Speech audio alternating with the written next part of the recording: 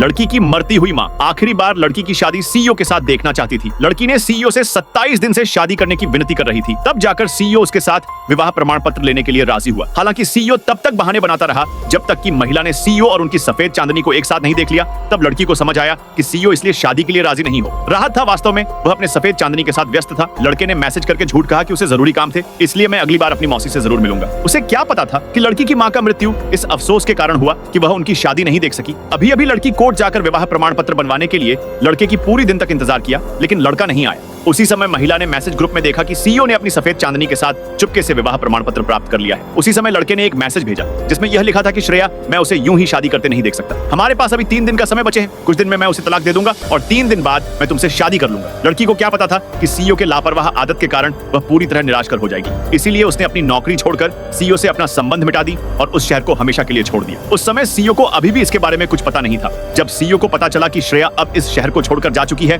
तो वह उसे फोन करने की लाख कोशिश की, लेकिन श्रेया से बात नहीं हो पाई। तो उसे चिंता होने लगी और उसे एहसास हुआ कि इस बार श्रेया उसे सचमुच छोड़कर चली गई है। तो सीईओ ने पहले ऐसा क्या किया था जिससे कारण श्रेया इतनी निराश होकर सीईओ को छोड़कर चली गई। पता चला कि 6 साल पहले श्रेया और सीईओ एक सच्चे प्रेमी थे। तब सीईओ एक गरीब घर का था, लेकिन श्रेया उसकी साथ देने से पीछे नहीं हटी और सीईओ के साथ मिलकर एक कंपनी शुरू किया। पलक झपकते ही 6 साल बीत गए और गरीब सीईओ का करियर सुधर गया। इन सब के पीछे उसकी प्रेमी श्रेया का सहयोग था। श्रेया के द्वारा बनाई गई चित्र की कृतियां सभी शहरों को बेहद पसंद आई। हालांकि सीईओ सफल होने के बाद श्रेया के साथ कम लगाव रखने लगा। जल्द ही श्रेया की मां की हालत बिगड़ गई और वह मरने से पहले अपनी बेटी और सीईओ की शादी होते देखना चाहती थी। लेकिन विवाह प्रमाण पत्र लेने के दिन श्रेया को पता चला कि सीईओ अपने सफेद चांदनी के साथ शादी करने वाला है, तो उसने सीईओ के साथ अपना सारा संबंध तोड़ दी। महिला की मां की मृत्यु तक सीईओ ने श्रेया की मां से मिलने नहीं आए, बल्कि वह अपने सफेद चांदनी के साथ व्यस्त रहता। जैसे ही श्रेया उदास होकर जाने के लिए मुड़ी, सीईओ की सफेद चांदनी ने उसे देखा और बुलाकर कहा कि आंटी अब कैसी है? क्या उन्होंने मेरे द्वारा मंगवाए गए दवा की खुराक ली? श्रेया कही कि उसकी कोई जरूरत है। सीईओ ने श्रेया से फिर से बहाना मारा कि वह उसके मां को कल जरूर देखने के लिए आएगा। श्रेया ठीक है कहकर जाने वाली थी, लेकिन तभी सीईओ की सफेद चांदनी सीईओ को अपनी तरफ आकर्षित करने लगी। श्रेया वहां से जाकर अपनी मां की कब्र पर रोने लगी। दोस्तों,